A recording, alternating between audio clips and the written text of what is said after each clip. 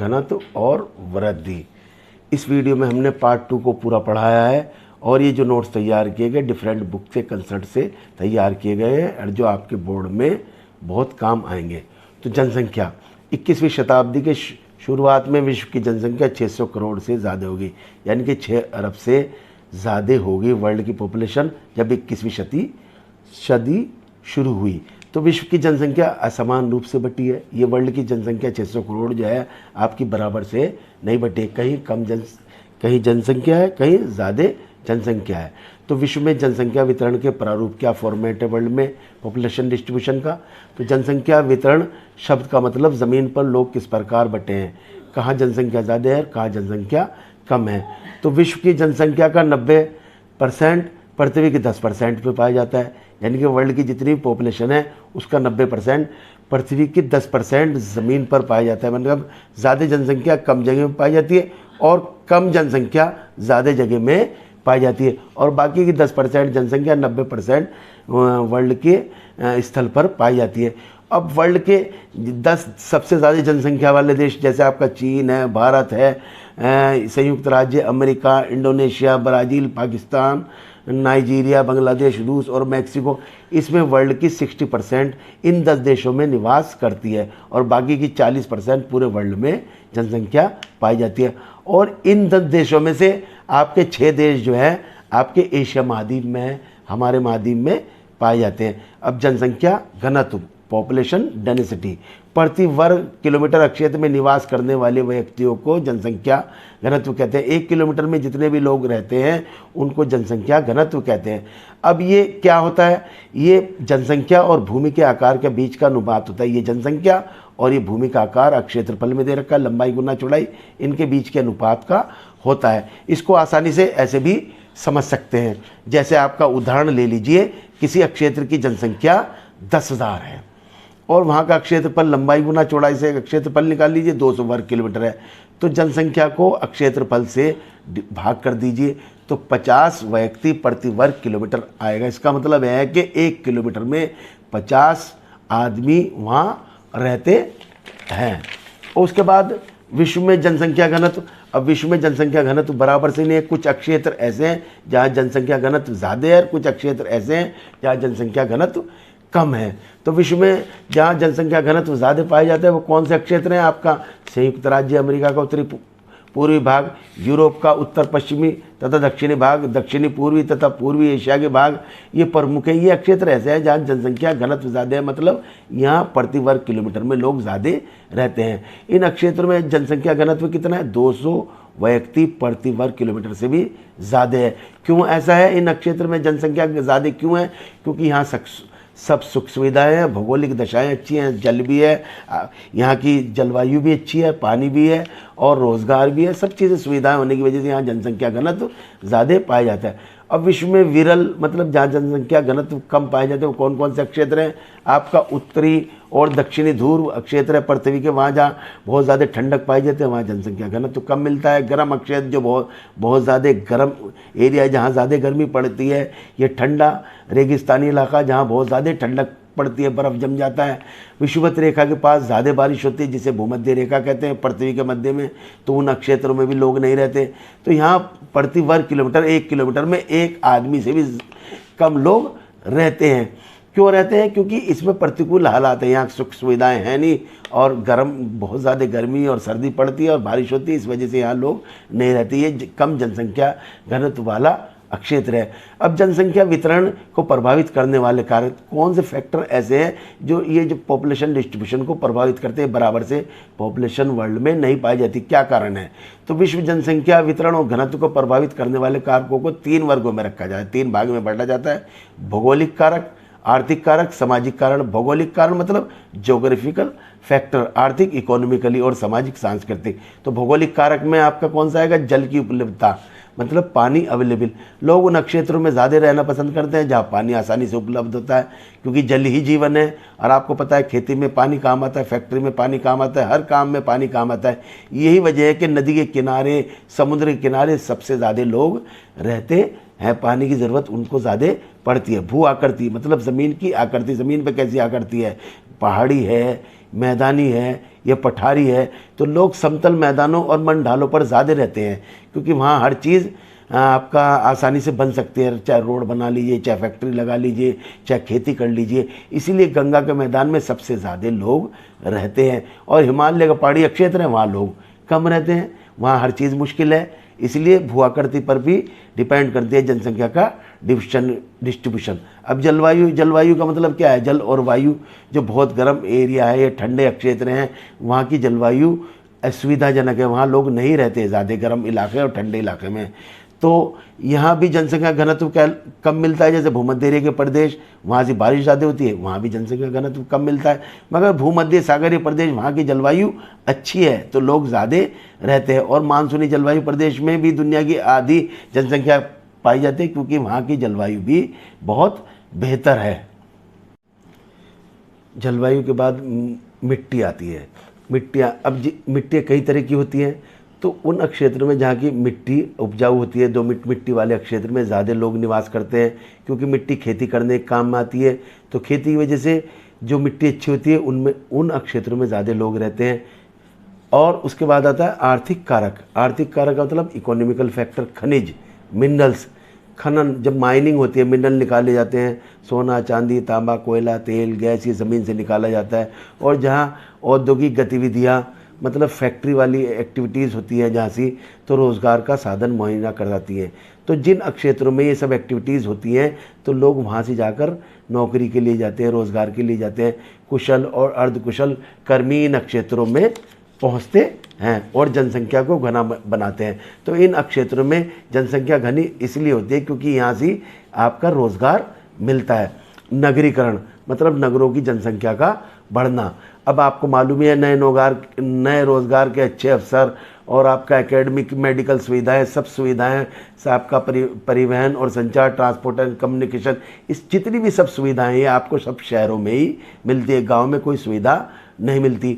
तो अच्छी नागरिक सुविधाएं और नगरीय जीवन के लिए लोग नगरों की ओर खिंचते हैं। लोग गांव से नगरों की तरफ आ रहे हैं क्योंकि इनको सब सुख सुविधाएं मिल रही है। इससे गांव से शहरों में जाते हैं और नगर के आकार बढ़ जाते हैं। और इस नगरों में जो जनसंख्या बढ़ रही है वो गांव से शहर की तरफ आने की वजह से बढ़ रही है। और उसके बाद आता है औद्योगिकरण।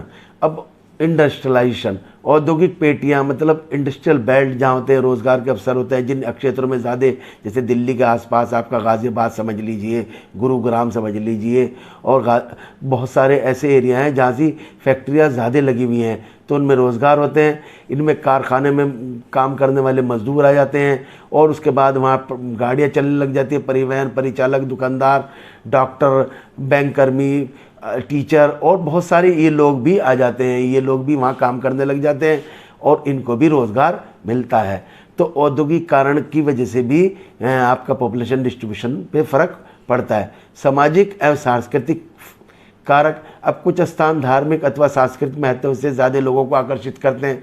बहुत सारे लोग हैं, जैसे हरिद्वार है, आपका वाराणसी है और ये आपका अजमेर है, ये ऐसे एरिया हैं जो धार्मिक एरिया है, वहाँ ज़्यादा लोगों को आकर्षित करते हैं, वहाँ ज़्यादा लोग रहना पसंद करते हैं। और उन क्षेत्रों को भी लोग छोड़कर चले जाते हैं जहाँ सामाजिक और राजनीतिक अशांति होती है, लड़ाई झगड़े होते रहते हैं, और उन क्षेत्रों में जाके बच जाते हैं जहाँ सब उन्हें चैन से, सुरक्षा से रहने को मिलता है। जनसंख्या वृद्धि, पॉपुलेशन ग्रोथ। जनसंख्या वृद्धि से मतलब क्या है? उस जनसंख्या परिवर्तन है जिसमें एक निश्चित अवधि में बसे हुए लोगों की जनसंख्या में बदलाव आ जाता है। यानी कि अगर किसी क्षेत्र की जनसंख्या बदल रही है तो उसे जनसंख्या वृद्धि कहेंगे। अब एक निश्चित अवधि के बाद बदल जाती है। अब जनसंख्या परिवर्तन से होने से उनकी जनसंख्या बढ़ना, अगर जनसंख्या परिवर्तन हो रही है, जनसंख्या बढ़ रही, तो उसे धनात्मक कहेंगे। और अगर उसकी जनसंख्या में गिरावट आ रही है तो उसे ऋणात्मक। अगर किसी एरिया में जनसंख्या कम हो रही तो उसे ऋणात्मक वृद्धि कहलाते हैं। जनसंख्या वृद्धि को हम परसेंटेज में भी बांट सकते, व्यक्त कर सकते हैं। तो जनसंख्या वृद्धि 3 तरह की होती है: प्राकृतिक वृद्धि, धनात्मक वृद्धि, ऋणात्मक वृद्धि। तो प्राकृतिक वृद्धि का मतलब क्या है? नेचुरल ग्रोथ जिसे बोलते हैं। अब किसी क्षेत्र में 2 समय अंतरालों में जन्म और मृत्यु के अंतर से बढ़ने वाली जनसंख्या को उस क्षेत्र की प्राकृतिक वृद्धि कहते हैं। जैसे प्राकृतिक वृद्धि मतलब जन्म है, जैसे किसी एरिया में जन्म 100 हुआ, मृत्यु 50 हुई, तो 100 में से 50 गए 50। तो ये इस तरह की वृद्धि को प्राकृतिक वृद्धि कहलाती है।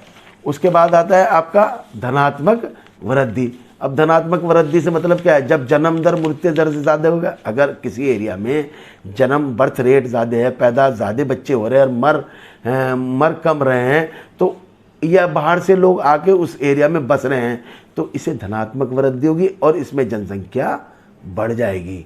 और ऋणात्मक वृद्धि में क्या होगा? अगर मृत्यु दर ज़्यादा है, जन्म दर कम है, पैदा कम हो रहे हैं, मर ज़्यादा लोग रहे हैं, ये यहाँ से इस एरिया से लोग दूसरे एरिया में जाकर बस रहे हैं, उसमें ऋणात्मक वृद्धि में जनसंख्या घटती है। तो इसमें जनसंख्या घटती है, इसमें जनसंख्या बढ़ती है। अब जनसंख्या परिवर्तन के घटक, अब ये जो जनसंख्या चेंज हो रही है उसके 3 घटक हैं, 3 कंपोनेंट हैं जो बहुत ही महत्वपूर्ण है। जन्म दर, मृत्यु दर, प्रवास। जन्म दर बर्थ रेट, मृत्यु दर डेथ रेट, प्रवास मतलब माइग्रेशन, एक एरिया से दूसरे क्षेत्र में जाना। तो जन्म दर का मतलब 1 वर्ष की अवधि के में पड़ती 1000 स्त्रियों द्वारा जितने भी बच्चे, जीवित बच्चों की संख्या को जन्म दर कहते हैं।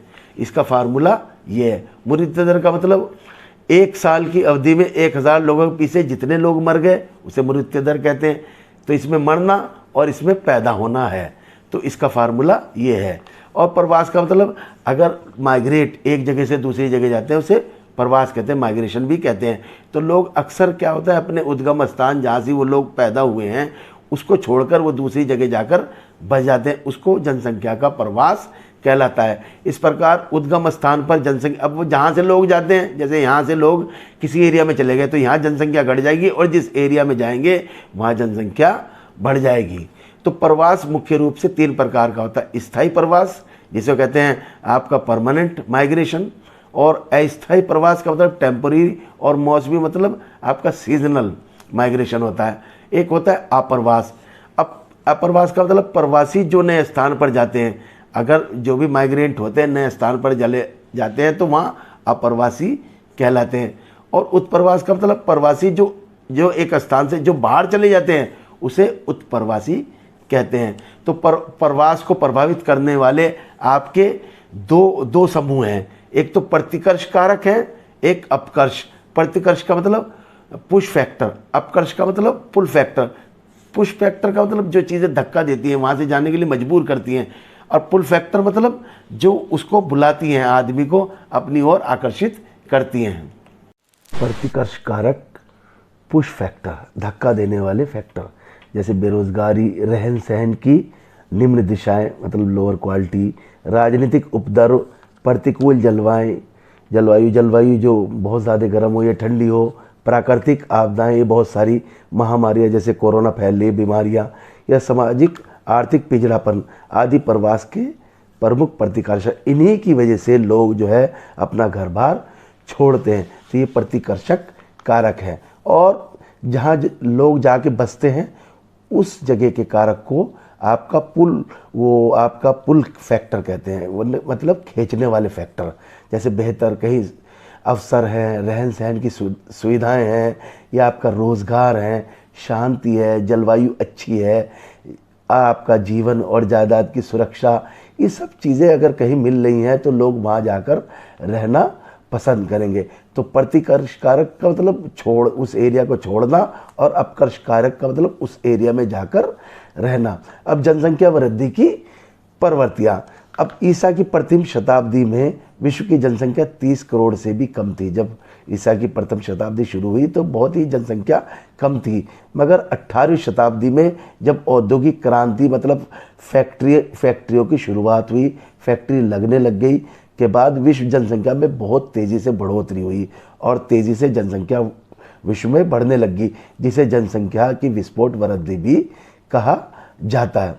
अब इस चीज़ में विज्ञान एवं प्रौद्योगिकी का जनसंख्या वृद्धि में योगदान, तो साइंस का और टेक्नोलॉजी का पॉपुलेशन ग्रोथ में क्या योगदान रहा। महामारियाँ मतलब जैसे कोरोना फैल रही है, बीमारियाँ या अन्य संक्रामक रोगों के विरुद्ध, तो साइंस और जब टेक्नोलॉजी में आपका तरक्की हुई तो इनके जो बीमारियां थी इनमें टीका लगने लग गया, मेडिकल सुविधाएं होने लग गई, सुधार हुआ और सफाई होने लग गई। इन सब चीज़ों की वजह से, मेडिकल की तरक्की होने की वजह से, साइंस की और टेक्नोलॉजी की वजह से पूरी दुनिया में आपका डेथ रेट तीव्रता से घट गई, मतलब मृत्यु दर तेजी से घट गई। तो इस प्रकार विज्ञान और प्रौद्योगिकी टेक्नोलॉजी ने जनसंख्या वृद्धि को बढ़ा दिया, क्योंकि मृत्यु दर तो कम होगी, जन्म दर वैसी ही रही, तो इसकी वजह से जनसंख्या आपकी बढ़ने लग गई।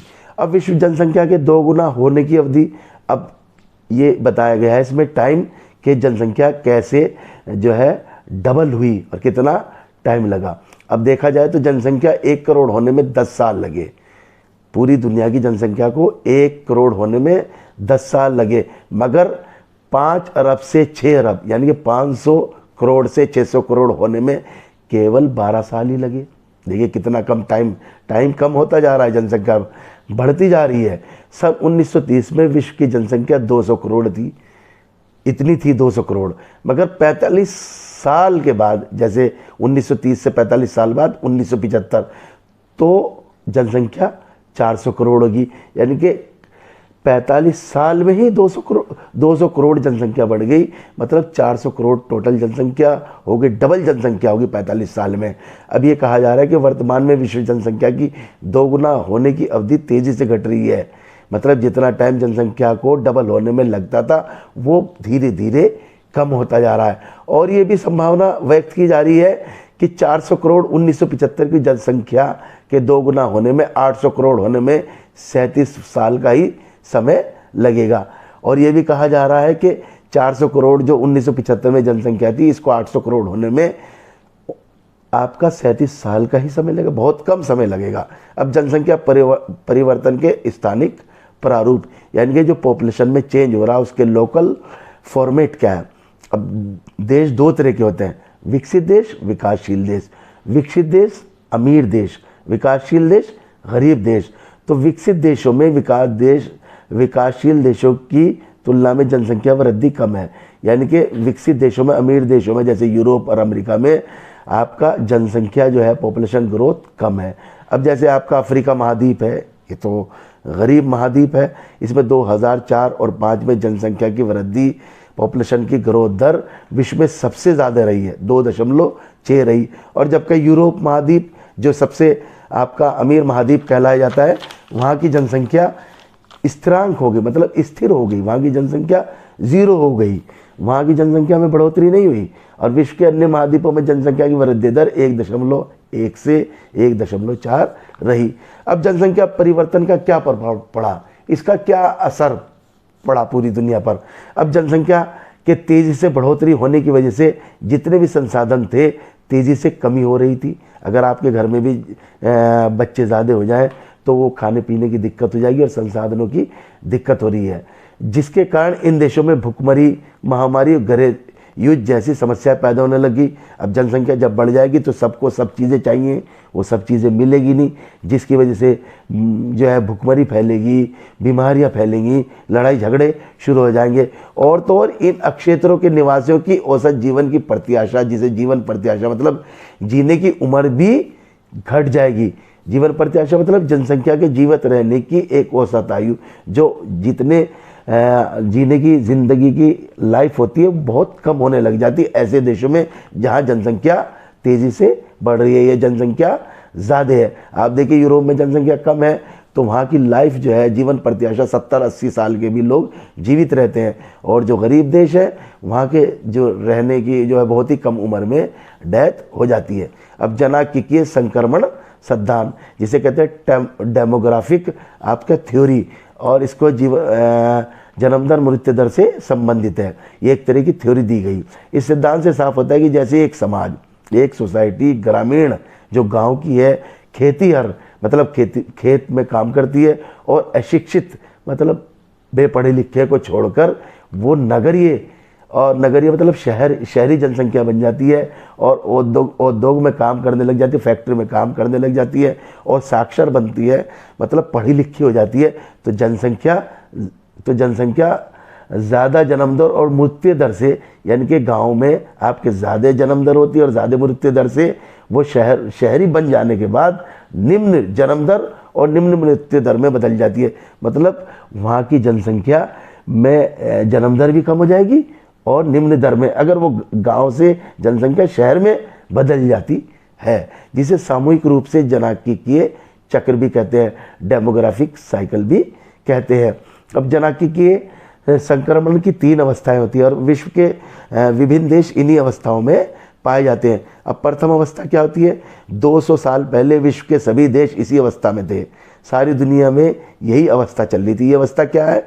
इस अवस्था में उच्च जन्म दर यानी कि हाई बर्थ रेट, ज़्यादा बच्चे पैदा होते थे, तथा उच्च मृत्यु दर मतलब पैदा भी होते थे ज़्यादा और मरते भी ज़्यादा थे। इस अवस्था में महामारी फैलती थी, बीमारियां बहुत सारी फैलती थी, भूखमरी फैलती थी, इन्हीं की वजह से मौत होती थी। और लोगों के अशिक्षित होने से साक्षरता और प्रौद्योगिकी का स्तर नीचे रहता था, यानी कि लोग बेपढ़े लिखे थे। इसकी वजह से वहाँ लिटरेसी जिसे साक्षरता कम थी और प्रौद्योगिकी मतलब टेक्नोलॉजी का लेवल कम था। ये प्रथम अवस्था थी। अब द्वितीय अवस्था क्या हुई?